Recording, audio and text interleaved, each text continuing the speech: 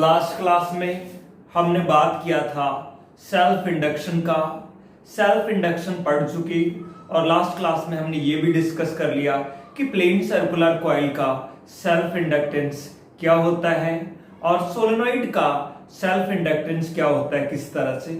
और ये भी देखा था कि उसका जो इंडक्टेंस आ रहा था, यानी जिन कॉइल का इंडक्टेंस होता है उसको आप इंडक्टर बोलते हैं। और ये देखा था कि इंडक्टर एनर्जी को स्टोर करता है मैग्नेटिक फील्ड की फॉर्म में।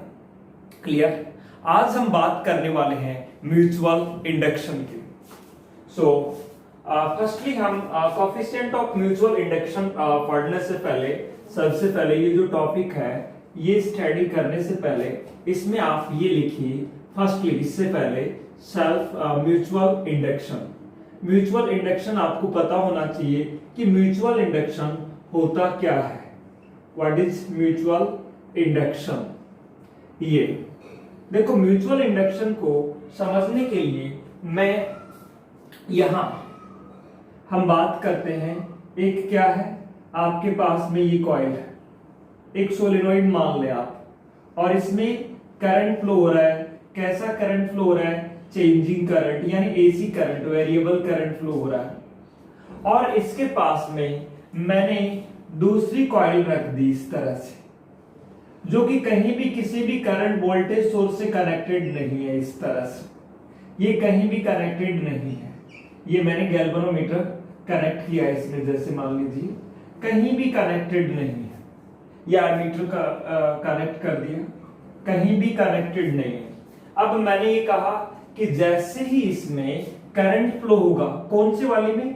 इस पहले वाली कॉइल में करंट फ्लो होगा, तो इससे क्या निकलेगा? मैग्नेटिक फ्लक्स निकलेगा। और ये जो मैग्नेटिक फ्लक्स है ये कितना होगा? देखिए मैग्नेटिक फील्ड, फर्स्टली इसका मैग्नेटिक फील्ड कितना हुआ? म्यू नॉट N1 I1 हुआ इससे फ्लो होने वाला करंट है ना। अब देखो ये बात तो सही है। अब ये मैग्नेटिक फील्ड है म्यू नॉट N1 I1 है। ये मैग्नेटिक फील्ड यहां भी होगा, यानी ये मैग्नेटिक फील्ड लाइंस हैं वो इससे भी पास होंगी। और जब ये मैग्नेटिक फील्ड लाइंस इससे पास होंगी तो इससे निकलने वाला फ्लक्स भी क्या होगा? चेंज होगा। फैराडे के अकॉर्डिंग इससे निकलने वाला यदि फ्लक्स चेंज हो रहा है तो इसमें ईएमएफ इंड्यूस हो जाएगा। रियल में देखें तो ये कहीं भी इलेक्ट्रिकली कनेक्टेड नहीं है। ट्रांसफॉर्मर में ऐसे ही होता है, आगे जो एसी में हम ट्रांसफॉर्मर की बात करेंगे वहां पे ऐसे ही होता है। यानी दो कॉइल हैं, आपस में कहीं से भी कनेक्टेड नहीं है। आप करंट इसमें फ्लो करा रहे हैं और ईएमएफ इसमें इंड्यूस हो रहा है, जबकि कहीं भी कनेक्टेड नहीं है। क्यों हुआ ये? क्योंकि आपने ये कहा ये इसने मैग्नेटिक फील्ड बनाया, यहां जो भी बना ये मैग्नेटिक फील्ड किसने बनाया? इसने। तो ये मैग्नेटिक फील्ड यहां भी तो होगा, भले ही इससे कुछ कम हो तो ये होगा। तो इससे निकलने वाला जो फ्लक्स है वो क्या होगा? BA cos थीटा, जो भी वैल्यू। अब यहाँ एरिया इसका फिक्स है, एंगल वगैरह सब कुछ फिक्स है। मैग्नेटिक फील्ड किसने बनाया? फर्स्ट वाली ने, क्योंकि सेकंड वाली के पास क्या नहीं है? सेकंड वाली के पास करंट नहीं था। यहाँ मैग्नेटिक फील्ड बनाया इसने। तो इस मैग्नेटिक फील्ड को देखो, mu naught N1 I1 A cos theta. अब आप मुझे ये बताएं कि इसमें वेरिएबल करंट फ्लो होने के कारण इससे निकलने वाला फ्लक्स क्या हो रहा है? चेंज हो रहा है। और इससे निकलने वाला फ्लक्स चेंज होगा तो इसमें क्या इंड्यूस हो जाएगा? ईएमएफ इंड्यूस हो जाएगा। कहीं भी ये किसी भी वोल्टेज सोर्स से कनेक्टेड नहीं है, फिर भी इसमें क्या आ रहा है? ईएमएफ इंड्यूस हो रहा है। क्यों हो रहा है? क्योंकि इसमें करंट फ्लो होने की वजह से इसने मैग्नेटिक फील्ड बनाया। ये मैग्नेटिक फील्ड लाइंस इससे भी पास हुई और ये मैग्नेटिक फील्ड कांस्टेंट नहीं है, ये कैसा है? वेरिएबल है, क्योंकि करंट ही क्या है? वेरिएबल है। तो इससे निकलने वाला फ्लक्स भी क्या होने लगा? चेंज होने लगा। और इससे सेकंड से फ्लो होने वाला फ्लक्स चेंज होने लगा तो इसमें क्या हो जाएगा? इंड्यूस ईएमएफ हो जाएगा। इसमें तो होगा ही। इसमें जो ईएमएफ इंड्यूस होगा खुद में वो तो सेल्फ इंडक्शन है। और इसके पास में रखी दूसरी कॉइल में जो कि इससे कहीं भी कनेक्टेड नहीं है उसमें ईएमएफ इंड्यूस हो जाएगा। इस फिनोमिना को बोला जाता है म्यूचुअल इंडक्शन। क्लियर है? क्या कहा आपने कि किसी कॉइल में वेरिएबल करंट फ्लो होने के कारण उसके पास रखी कॉइल में ईएमएफ का इंड्यूस हो जाना ही क्या कहलाता है? Mutual induction. क्लियर है? So firstly write about the mutual induction. क्या? When a variable current is flowing in the coil, flowing in a coil, then an EMF is induced in its neighboring coil। neighboring coil का मतलब इसके पास रखी हुई coil में। This phenomena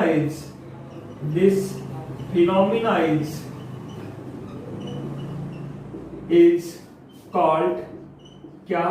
mutual induction. इस phenomena को ही क्या कहा जाता है? Mutual induction. इसमें खुद में ईएमएफ इंड्यूस होना वो सेल्फ इंडक्शन है और इसके पास में रखी दूसरी कॉइल में ईएमएफ का इंड्यूस होना वो क्या है? Mutual induction. आप समझ गए होंगे ईएमएफ इंड्यूस होने के लिए कौन जिम्मेदार है? इससे निकलने वाला फ्लक्स है, इससे निकलने वाली मैग्नेटिक फील्ड लाइंस है, वो इससे भी निकलेंगी, इससे निकलने वाली लाइंस है, इससे निकलने वाला फ्लक्स क्या हो रहा है? चेंज हो रहा है, तो वो फ्लक्स इससे निकलने वाला भी क्या होगा? चेंज होगा।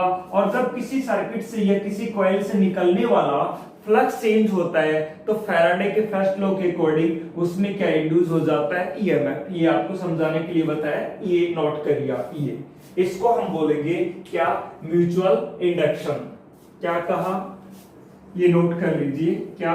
व्हेन ए वेरिएबल करंट है ना, variable current, when a variable current is flowing in a coil, then an EMF is induced in its neighboring coil. This phenomena is called mutual induction। है ना? अब हम बात करते हैं coefficient of mutual inductance। थोड़ी देर पहले जो मैंने कॉइल बनाई थी उसमें आप देख रहे थे कि सेकंड कॉइल से निकलने वाला जो फ्लक्स था वो कौन सी कॉइल के करंट पे डिपेंड कर रहा था? फर्स्ट कॉइल के। यानी यही तो मैंने ऐसे कहा था कि इसमें फ्लो होने वाला करंट कितना है? I1 है ना? अच्छा, यहां जो निकलने वाला जो फ्लक्स है वो कितना होगा? यहां से निकलने वाला जो फ्लक्स है वो होगा बी ए कॉस थीटा। बी किसने बनाया? इसने। कितना बनाया इसने? म्यू नॉट एन I1 इसने बनाया इनटू एरिया इसका, है ना? इससे निकलने वाले फ्लक्स की बात कर रहे हैं तो cos थीटा, थीटा की वैल्यू तो वैसे ही 0 होनी है। तो आप ये कहें कि सेकंड कॉइल से निकलने वाला फ्लक्स कौन सी कॉइल के करंट पे डिपेंड करता है? इस कॉइल के, इसके पास में रखी हुई कॉइल के डायरेक्टली प्रोपोर्शनल होता है। तो ये बात मैं इसको एक्सप्लेन करने के लिए बता रहा हूं कि सेकंड कॉइल से निकलने वाला फ्लक्स कौन सा? मैग्नेटिक फ्लक्स, उसके पास में रखी कॉइल के करंट के क्या होता है? Directly proportional. सो हम ये कह सकते हैं the magnetic flux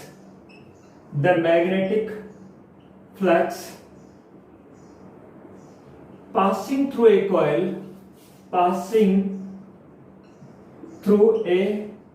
coil is directly proportional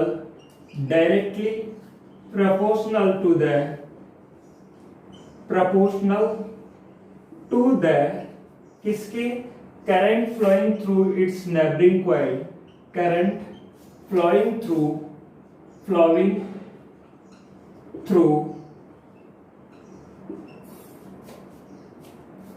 its neighboring coil। इसके पास में रखी कॉइल में फ्लो होने वाले करंट के डायरेक्टली प्रोपोर्शनल होता है।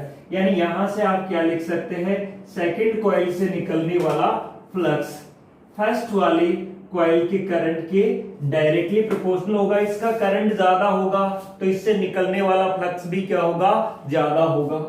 ये समझ गया। अब देखिए यहां वही प्रोपोर्शनलिटी कांस्टेंट आएगा। जैसे लास्ट क्लास में आपने एल नाम दिया था, वहां फाई उसी कॉइल की बात चल रही थी, यहां दूसरी कॉइल की बात चल रही है। तो आप इसको देखो, phi 2 is equals to L से अगला लेटर क्या आता है, एम, है ना। एम जहां पे कांस्टेंट है, where M is proportionality constant and it is called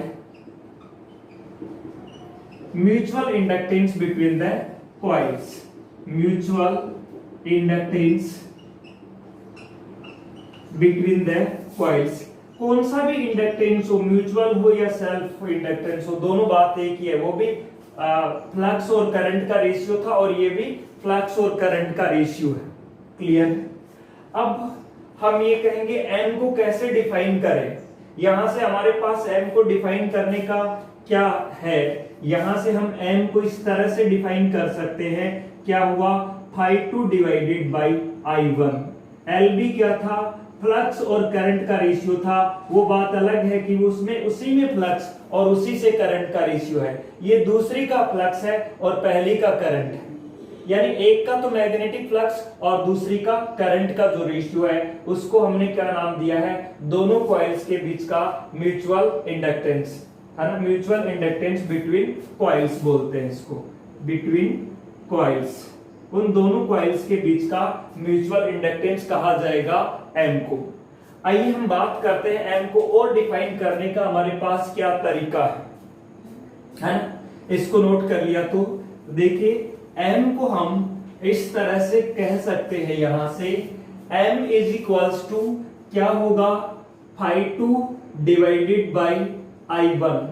यदि मैं कह दूं I1 यानी पहली कॉइल से फ्लो होने वाला करंट 1 एम्पियर का है, उस केस में सेकंड कॉइल से निकलने वाला जो फ्लक्स है वही उन दोनों कॉइल के बीच की क्या होगा, म्यूचुअल इंडक्टेंस। यानी जब पहली कॉइल से फ्लो होने वाला करंट 1 एम्पियर का है, तब दूसरी कॉइल से निकलने वाला मैग्नेटिक फ्लक्स से उन दोनों कॉइल के बीच की क्या होगा, म्यूचुअल इंडक्टेंस होगा, है ना। तो हम ये कह सकते हैं if 1 ampere current 1 ampere current is flowing, 1 ampere का मतलब unit current flowing through a coil, then magnetic flux कौन सी कॉइल से, दूसरी से, दूसरी का मतलब इसकी नेबरिंग कॉइल से, then magnetic flux passing through its neighboring coil, its neighboring coil is called mutual inductance between them, mutual inductance between them। उन दोनों कॉइल के बीच का क्या होगा, म्यूचुअल इंडक्टेंस होगा। ये क्लियर हो गया होगा। यानी पहली कॉइल से फ्लो होने वाला करंट 1 एम्पियर हो, तब दूसरी कॉइल से निकलने वाला मैग्नेटिक फ्लक्स ही उन दोनों कॉइल के बीच क्या होगा, म्यूचुअल इंडक्टेंस होगा। ये it is similar to self inductance. ध्यान रखिए इसकी यूनिट डायमेंशनल फॉर्मूला सेम वो की वो होंगी जो कि किसकी यूनिट और डायमेंशनल फॉर्मूला थे सेल्फ इंडक्टेंस के। इंडक्टेंस का ध्यान रखिए आप, सेल्फ और म्यूचुअल मत ध्यान रखिए। यदि यूनिट रखते हो तो इंडक्टेंस ध्यान रखिए, चाहे सेल्फ इंडक्टेंस हो चाहे म्यूचुअल इंडक्टेंस हो, यूनिट क्या होगी, हेनरी। डायमेंशनल फॉर्मूला भी क्या होंगे, सेम। तो ये क्लियर हो जाएगा। ये यहां पे आप नोट करिए, यहां तक ये। अब इसके बाद में आप देखिए, आप इसकी जो यूनिट है सारी की सारी चीजें वही होंगी। यानी डायरेक्ट मैं यूनिट लिख देता हूं, यूनिट क्या होगी इसकी, हेनरी, और सेल्फ इंडक्टेंस की भी हेनरी, और जो सेल्फ इंडक्टेंस की यूनिट डायमेंशनल फॉर्मूला होते थे सारे के सारे वो के वो यहां पर होंगे। तो ये बात क्लियर हो गया। या वेबर, या फिर आप लिख सकते हैं यहां क्या होगा, वेबर पर एम्पियर। सेम उसमें भी आ रहा था, मैग्नेटिक फ्लक्स और करंट का रेशियो ही था। यहां बात ये है, यहां दूसरी कॉइल का मैग्नेटिक फ्लक्स और पहली कॉइल का क्या होगा, करंट होगा। क्लियर है। अब हम बात करते हैं mutual inductance between two coxal सोलेनोइड्स। दो कॉक्सियल सोलेनोइड्स के बीच का म्यूचुअल इंडक्टेंस। क्लियर है। यानी हम म्यूचुअल इंडक्टेंस कभी भी एक कॉइल की नहीं हो सकती। म्यूचुअल इंडक्टेंस कितनी कॉइल्स की होंगी, दो कॉइल्स की होंगी। सोलेनोइड भी एक क्या है, कॉइल ही है। तो अब हम जो टॉपिक लिखने वाले हैं यहाँ पे, जो स्टडी करने वाले हैं, वो है mutual inductance between two coils.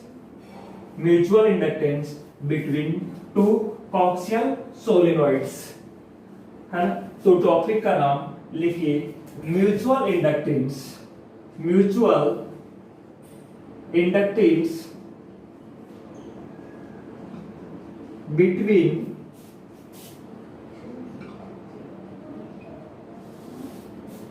To coxal सोलेनोइड्स।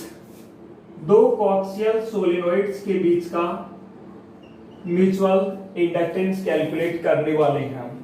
Coxal solenoid है वो क्या है, किस तरह से रखी जाएंगी उनको। हमारे पास दो सोलेनोइड हैं, दोनों की लेंथ भी सेम है और क्रॉस एरिया भी लगभग क्या है, सेम है, इस तरह से। और सोलेनोइड हम कैसे बनाते हैं, इंसुलेटेड कॉपर वायर्स हैं। यानी वायर्स, कॉपर का भी इंसुलेटर नहीं होता, लेकिन उस पर जो कोटिंग कर रखी है, वार्निश कर रखी है, वो कैसे मटेरियल की होती है, इंसुलेटिंग मटेरियल की। वो ये है, ये एक सोलेनोइड है इस तरह से, ये है ना। इसमें नंबर ऑफ टर्न्स कितने हैं, N1 है, कैपिटल N1।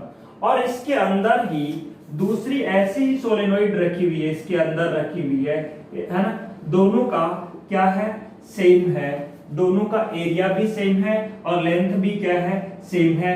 एक को नाम दे देते हैं S1 और दूसरी को नाम दे देते हैं S2। एक से किसी से करंट फ्लो कराते हैं, एक से जिससे करंट फ्लो कराएंगे उसके अंदर क्या बनेगा, मैग्नेटिक फील्ड। और वो मैग्नेटिक फील्ड है वो दूसरी से भी पास होगा, यानी वो मैग्नेटिक फ्लक्स है उसके यहां रखी हुई कॉइल से भी सारा का सारा पास होगा, क्योंकि दोनों क्या रखी हुई है, कॉक्सियली रखी गई है। तो यहां हम क्या कंसीडरेशन करने वाले हैं, दो सोलेनोइड्स अज्यूम करेंगे, S1 और S2। एक में number of turns capital N1 मानेंगे, दूसरे में number of turns capital N2 मानेंगे। एरिया दोनों का क्या लेके चल रहे हैं हम, अप्रोक्सीमेट सेम लेके चल रहे हैं। लेंथ भी हम दोनों की क्या लेके चल रहे हैं, सेम लेके चल रहे हैं और कॉक्सियली रखी हुई है। ये अजम्पशंस हैं। एक में फ्लो होने वाला करंट हम I1 मान लेंगे, दूसरे में कोई करंट फ्लो नहीं हो रहा। क्लियर है। तो यहां ये तो मैंने आपको बताने के लिए बताया था कि कैसे रखी गई है ये। अब हम बात कर रहे हैं जो अजम्पशंस हम मान रहे हैं वो क्या, कंसीडर टू सोलेनोइड्स, है ना। कंसीडर टू सोलेनोइड्स, दो सोलेनोइड्स कंसीडर करिए। नेम क्या दे दे, S1 and S2 having number of turns. Total number of turns की बात कर रहा हूं मैं, number of turn per unit length की बात नहीं कर रहा। Having number of turns N1 N2 N1 N2 and और क्या माने, दोनों का लेंथ क्या है, having equal length L, having equal length and equal area. Equal length L and equal area A। दोनों का हर एक का लेंथ क्या है, L है और एरिया क्या है, A है। Are placed are placed coaxially place की गई है उनको, एक ही एक्सेस है उनका, एक्सेस क्या है, कॉमन है। ठीक है, अब हम मान ले किसी एक में करंट फ्लो हो रहा है, किसी भी एक में मान ले कोई फर्क नहीं पड़ता, लेकिन फ्लक्स फिर दूसरी का लेना है ना। हम मान लेते हैं late I1 is the current flowing through first solenoid S1, यानी I1 वो करंट है जो S1 से फ्लो कर रहा है। क्लियर है? अब देखो S1 से फ्लो कर रहा है तो S1 के अंदर जो बनने वाला मैग्नेटिक फील्ड क्या होगा, दोनों के अंदर ही होगा वो मैग्नेटिक फील्ड, के अकेले में थोड़ी होगा, दोनों का एक्सिस सेम है, सब कुछ सेम है, तो इन जो स्पेस है दोनों के बीच में ही है ना।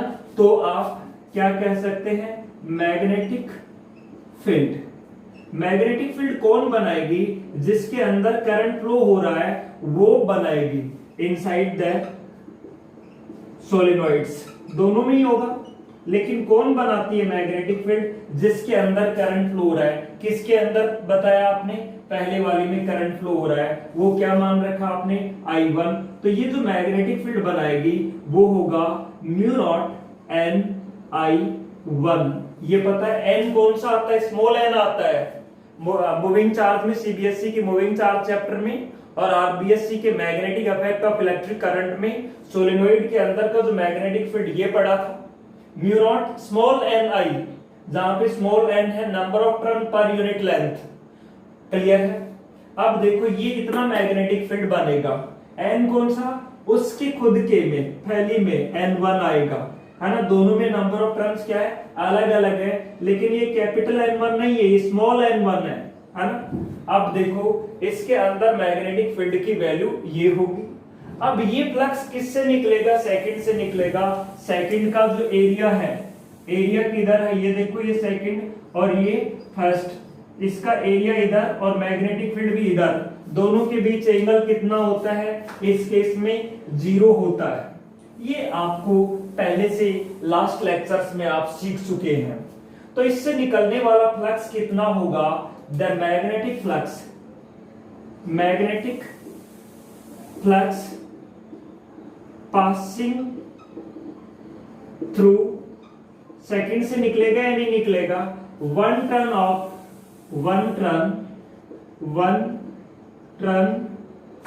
ऑफ सेकंड सोलेनोइड, और उसका नाम क्या है, S2 के वन टर्न से निकलने वाला फ्लक्स कितना होगा, वो φ2 डैश नाम दे रहा हूं, वो होगा B इंटू ए cos थीटा की वैल्यू 1 हो गई, क्योंकि मैग्नेटिक फील्ड और एरिया दोनों के बीच का एंगल क्या है, 0, और cos 0 की वैल्यू क्या हो जाती है, 1 हो जाती है, लास्ट लेक्चर में सीखा था।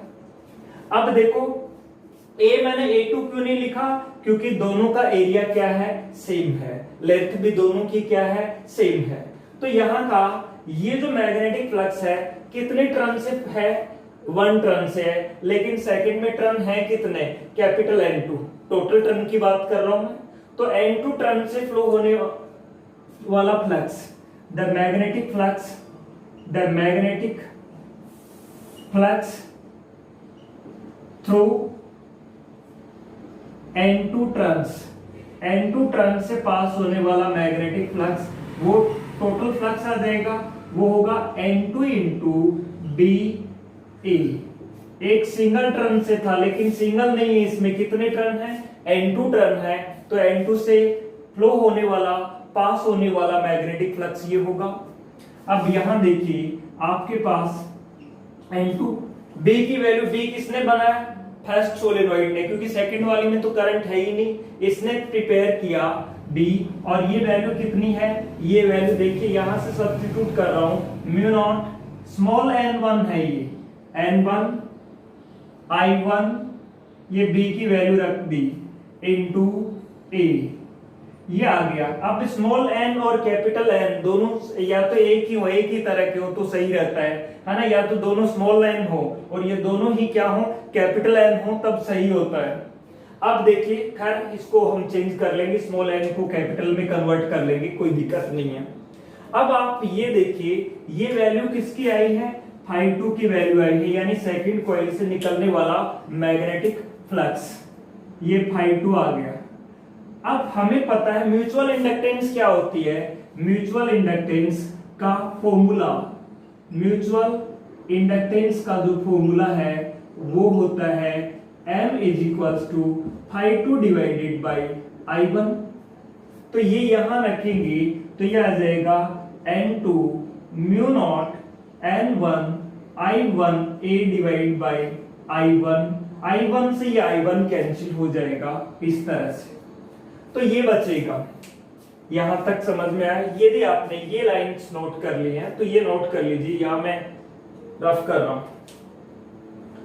देखिए, अब ये जो वैल्यू है आपके पास में जो आई है, ये जो देख रहे हैं यहां m की वैल्यू आई है, m की जो वैल्यू है वो आप कह सकते हैं कितनी है, n2 और n1 स्मॉल n है म्यू नॉट a।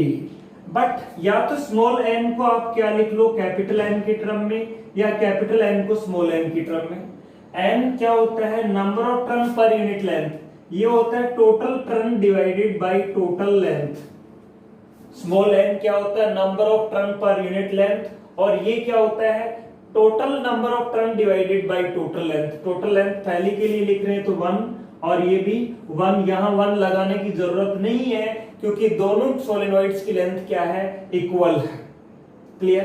तो यहां से हम n1 को क्या लिख सकते हैं, n1 को कह सकते हैं क्या, capital N1 divided by L into mu naught into A. तो ये वैल्यू आ जाएगी क्या, mu naught capital N1 capital N2 A divided by L। ये होगा इन दोनों कॉइल्स या दोनों सोलेनोइड्स के बीच का क्या, म्यूचुअल इंडक्टेंस। ये जब मीडियम क्या है, उनके बीच में फ्री स्पेस है। यदि कोई दूसरा मीडियम इंसर्ट कर लेंगे तो उस मीडियम की परमेबिलिटी यहां पर आएगी। तो ये क्लियर है, इसको नोट करिए, फिर बात करते हैं आगे। सो ये नोट कर लिया, तो अब हम बात करते हैं L और M में क्या रिलेशन है, यानी सेल्फ इंडक्टेंस और म्यूचुअल इंडक्टेंस में क्या रिलेशन है। यानी म्यूचुअल इंडक्टेंस आपके पास में ये आया है, और पहली कॉइल की सेल्फ इंडक्टेंस हम कंसीडर कर लेते हैं L1, और दूसरी कॉइल की सेल्फ इंडक्टेंस हम कंसीडर कर लेते हैं L2। तो L1, L2 और M उनमें क्या रिलेशन होगा। क्लियर। अब हम जो बात करने जा रहे हैं वो है सेल्फ इंडक्टेंस और म्यूचुअल इंडक्टेंस में रिलेशन की। सो अब है हमारा जो टॉपिक का नाम है relation between self inductance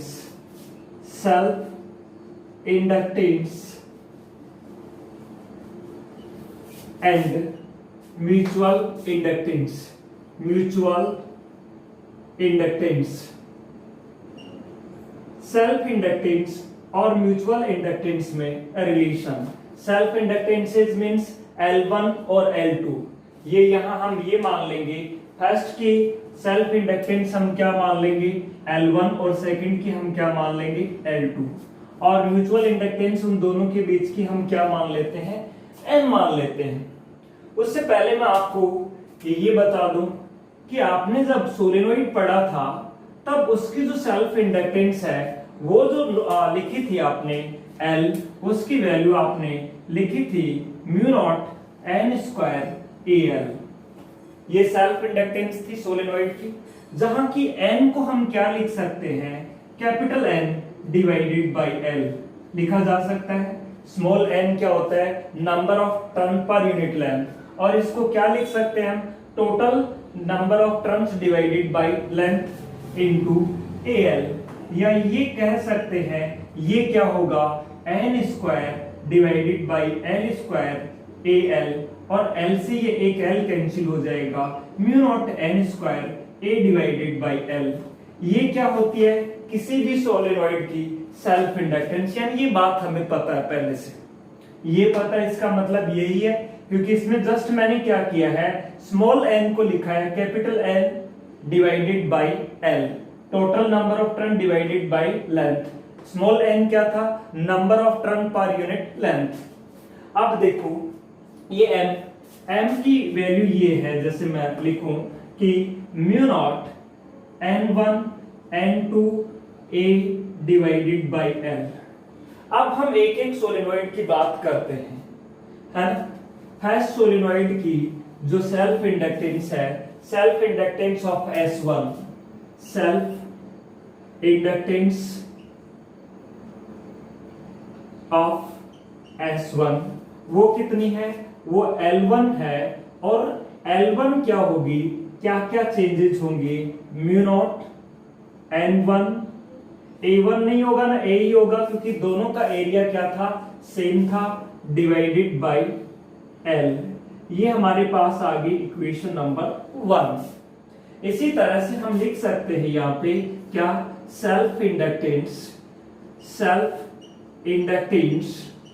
of S2 यानी सेकंड वाली सोलेनॉइड की सेल्फ इंडक्टेंस वो क्या होगी, वो होगी mu naught N2 A divided by L।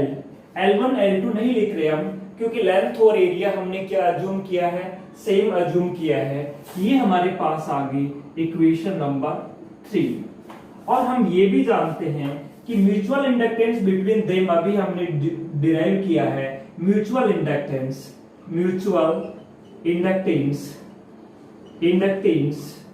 Between them, उसके लिए हमारे पास जो फॉर्मूला आया है वो आया है mu not N1 N2 A divided by L। ये हमारे पास 3 इक्वेशंस हैं, clear.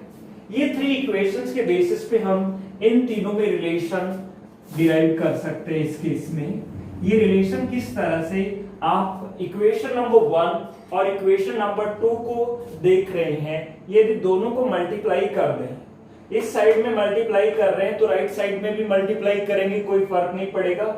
So multiplying equation 1 and 2 on both sides, है ना, यानी multiplying equation 1 and 2 on both sides, 1 and 2 से आपके पास में आ जाएगा, लेफ्ट साइड में तो क्या होगा, लेफ्ट साइड में तो आ जाएगा L1 L2 और राइट साइड में आ जाएगा क्या, mu not N1 A divided by L और ये आ जाएगा म्यू नॉट N2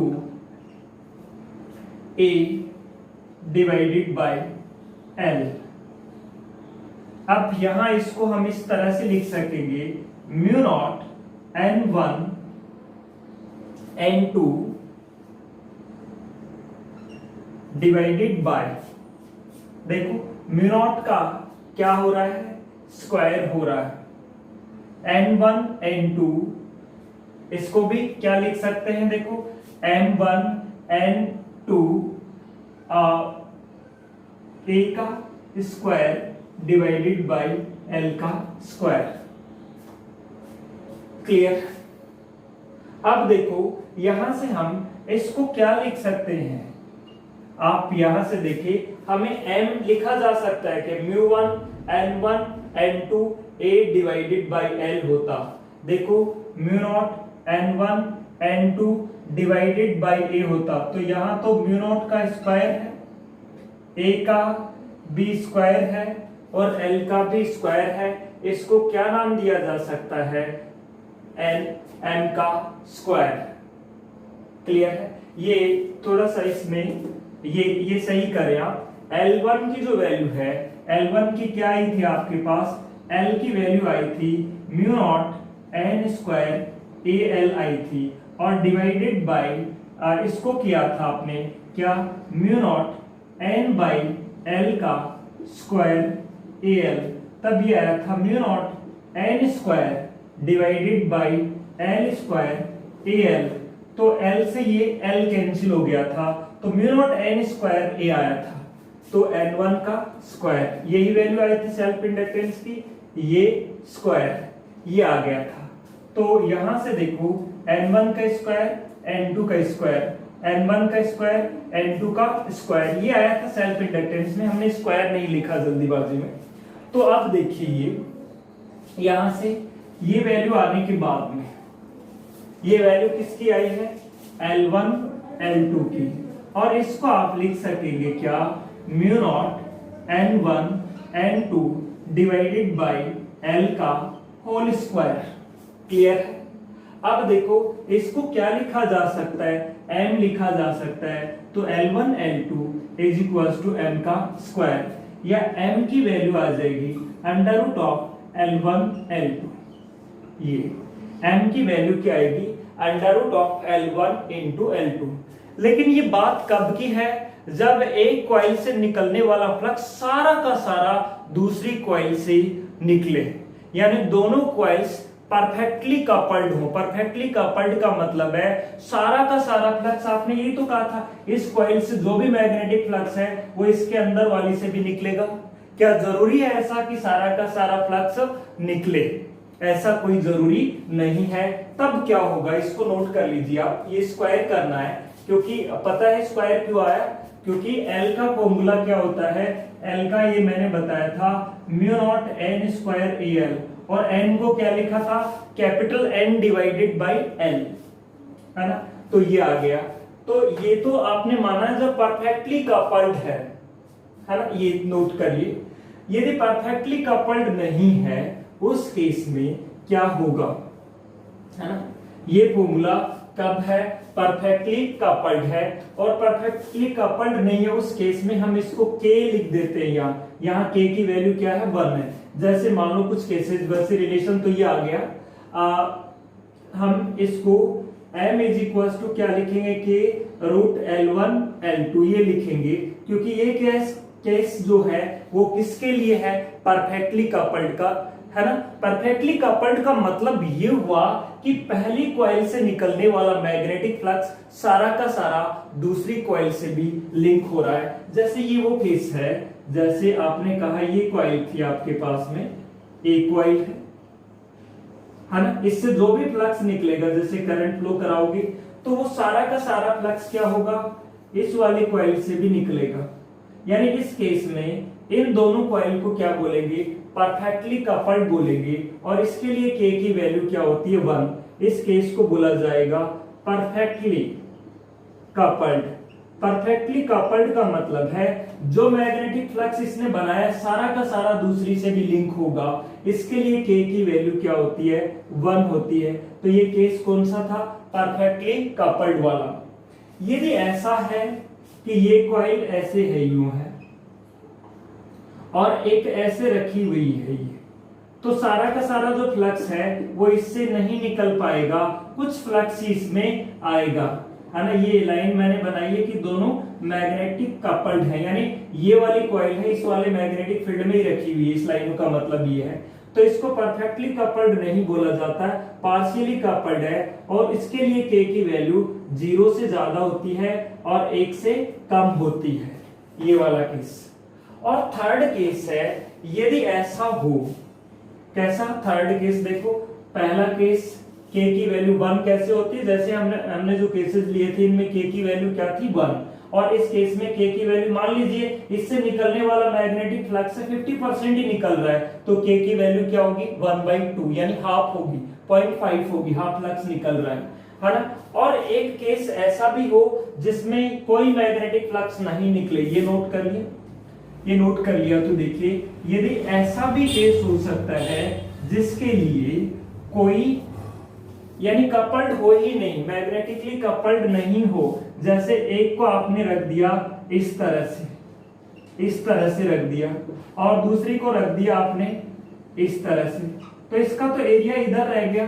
अब मान लीजिए ये मैग्नेटिक फील्ड बनाएगी तो इसकी फील्ड लाइनें यूं होंगी और इसका एरिया इधर होगा, तो क्या ये परफेक्टली कपल्ड होगी, नहीं। इसका जो फ्लक्स है वो इससे लिंक नहीं होगा, इससे लिंक नहीं होगा, मतलब इस केस के लिए k की वैल्यू क्या होती है, 0 होती है, यानी ये आपस में मैग्नेटिकली कपल्ड नहीं है, k की वैल्यू 0। इस केस के लिए k की वैल्यू 1, और इस केस के लिए k की वैल्यू लाई करती है बिटवीन 0 एंड 1। तो K क्या है? K को बोला जाता है, K is known as coefficient of coupling. K को क्या बोला जाता है? K is known as coefficient of coupling. वैसे ये जो है, ये मैं जो आपको करवा रहा हूं ये एक्स्ट्रा ही है, ये वाली सारी बातें जो है ना कि रूट L1 L2 और इनके रिलेशन वाली, आप सोलेनोइड जो है, करंट का जो सोलेनोइड्स के बीच का म्यूचुअल इंडक्टेंस क्या होता है वहां तक, है ना, ये एक्स्ट्रा में ही करवाया आपको।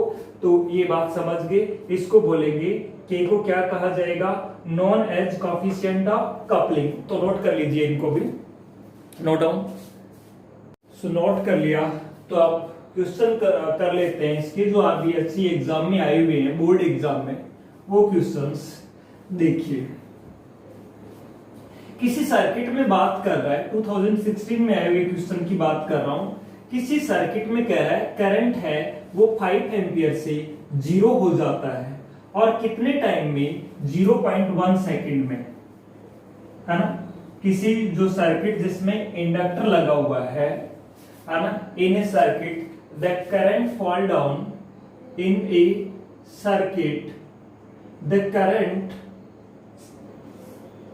fall down, the current fall down 0 from 5 ampere. 5 ampere से कितना हो जाता है? 0 हो जाता है ना। fall down 0 to 5 एम्पियर, बात एक ही है, 0 to 5 एम्पियर, यानी 0 से fall down 0 from 5 एम्पियर, है ना। 5 एम्पियर से कितना हो जाता है? 0, यानी चेंज इन करंट कितना आया? 5 एम्पियर का आया। फिर ये कहा गया है इन 0.1 सेकंड। 0.1 सेकंड में ये काम हो रहा है, यानी ये टाइम की वैल्यू है और ये चेंज इन करंट है। फिर आपसे कहा गया है the induced EMF is 100 volt, यानी इसमें इंड्यूस होने वाला ईएमएफ कितना है? 100 वोल्ट है। Then find the inductance, self inductance. Inductance का मतलब आपको L फाइंड आउट करना है। इंडक्टेंस कह दो या सेल्फ इंडक्टेंस, क्लियर। यूनिट क्या होती है इसकी? हेनरी। ये क्वेश्चन है, ये पूछा गया है आरबीएससी 2016 में। देखो फैराडे के अकॉर्डिंग जो इंड्यूस ईएमएफ है वो कितना होता है? E is equals to -d∅/dt। और यदि आप मैग्नीट्यूड की बात करते हैं तो क्या होता है? d∅/dt। फाई की वैल्यू आपको मैंने बताई थी, क्या होता है? L into I। ये क्लियर है। अब यहां से देखिए आप d/dt ऑफ Li, और L क्या है? कांस्टेंट है, इसको बाहर ले लें तो ये होगा L di/dt। यानी ये वो फॉर्मूला है जो कि यहाँ यूज में लिया जा सकता है। इसके लिए मैंने डिराइव करके बताया, आप डायरेक्ट ध्यान रखिए इस फॉर्मूला को कि ईएमएफ क्या होता है? L di/dt। अब यहां से देखिए जो वैल्यू हमें गिवन है वो वैल्यू देखिए, गिवन है चेंज इन करंट, यानी di। चेंज इन करंट क्या है? 5 - 0, यानी कितने एम्पियर का? 5 एम्पियर का। इसको चेंज होने में लगा टाइम, यानी dt की जो वैल्यू है वो है 0.1 सेकंड। फिर इंड्यूस्ड ईएमएफ की जो वैल्यू है वो हमें गिवन है कितनी? 100 वोल्ट, और हमें निकालना है इंडक्टेंस, दैट मींस L की वैल्यू हमें फाइंड आउट करनी है। तो बट वी नो क्या? L di/dt, यही होता है इसका ईएमएफ का मैग्नीट्यूड। तो यहां ये वैल्यू पुट करिए आप 100 L di/dt, 5 divided by 0.1, multiply करेंगे इसको क्रॉस, तो 0.1 को 100 से मल्टीप्लाई करेंगे, ये वैल्यू आ जाएगी आपके पास 10, है ना। 5L इज इक्वल्स टू 10 और L is equals to 10 divide by 5 और L is equals to 2। Unit क्या होती है इंडक्टेंस की? हेनरी, H, है ना, हेनरी होती है इसकी यूनिट। तो इस तरह से आप इस क्वेश्चन को सॉल्व कर सकते हैं। क्लियर है? अब नेक्स्ट क्वेश्चन की बात करते हैं जो कि आरबीएससी 2014 में पूछा गया है, म्यूचुअल इंडक्टेंस पे, न्यूमेरिकल ही है। सो इसको नोट करिए, नोट करिए। अब देखिए हम बात करते हैं नेक्स्ट क्वेश्चन की जो कि आरबीएससी 2014 में पूछा गया है। दो कॉइल्स हैं, प्लेन सर्कुलर कॉइल्स, जिनकी रेडियस दी हुई है, एक की कैपिटल आर और दूसरी की स्मॉल आर, और उनको कहा गया है कि कॉक्सियली रखा गया है, यानी दोनों का जो एक्सेस है वो क्या है, सेम है ना। तो उन दोनों की म्यूचुअल इंडक्टेंस निकालिए। क्या कहा गया है, two circular coils having radius capital R and small R, और साथ में ये भी कह रहा है capital R is greater than small R is placed coaxially placed है ये, एंड देयर सेंटर coincides, उनके सेंटर्स भी क्या कर रहे हैं, coincides कर रहे हैं। then find out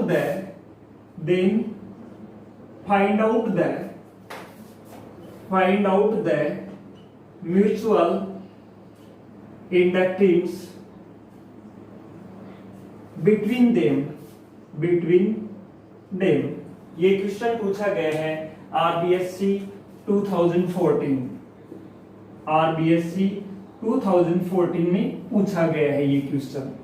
अब मान लेते हैं दो कॉइल्स हैं, एक ये वाली जिसकी रेडियस कैपिटल आर है और इसके अंदर रखी हुई है कॉन्सेंट्रिक है ना, टू सर्कुलर कॉन्सेंट्रिक गिवन है आपको, टू सर्कुलर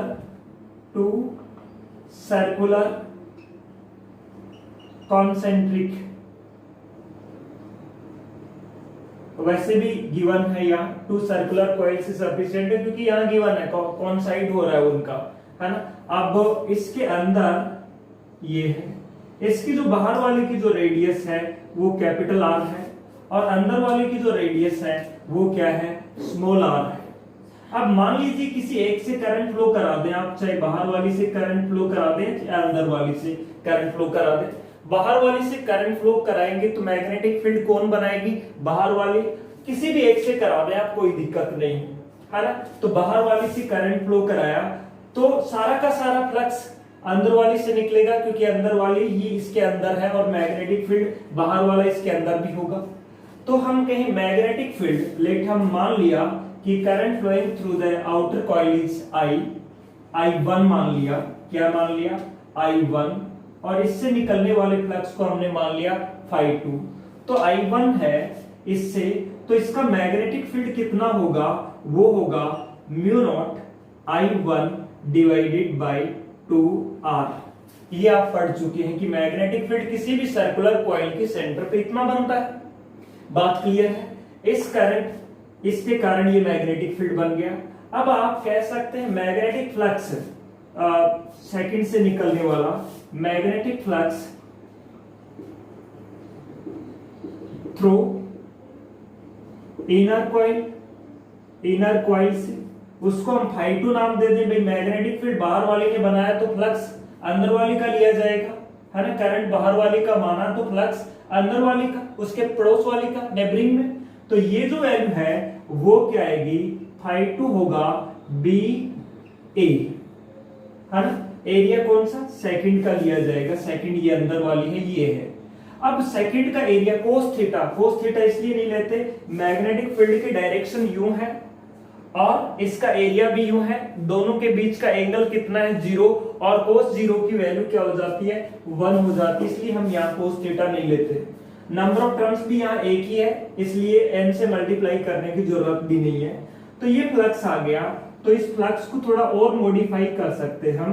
क्या, B की वैल्यू कितनी है, mu naught I1 divided by 2R multiplied by second का एरिया। सेकंड का area pi R square, R कौन सा, स्मॉल आर, तो ये जो फ्लक्स होगा वो होगा mu naught I one pi R square divided by 2r। अब देखो m क्या होता है, m का फॉर्मूला होता है सेकंड वाली का फ्लक्स और फर्स्ट वाली का करंट। यदि फ्लक्स सेकंड का ले रहे हो तो करंट कौन सी का लेना पड़ेगा, फर्स्ट का। तो ये देखो value mu naught I one pi R square divided by 2r, ये तो इसकी वैल्यू है, और इसको किससे डिवाइड करना है, i1 से। सो i1 से ये i1 क्या हो जाएगा, कैंसिल हो जाएगा, और ये वैल्यू आ जाएगी आपके पास में mu naught pi R square divided by 2r। यही इन दोनों कॉइल के बीच की क्या होगी, म्यूचुअल इंडक्टेंस होगी, है ना, नोट डाउन।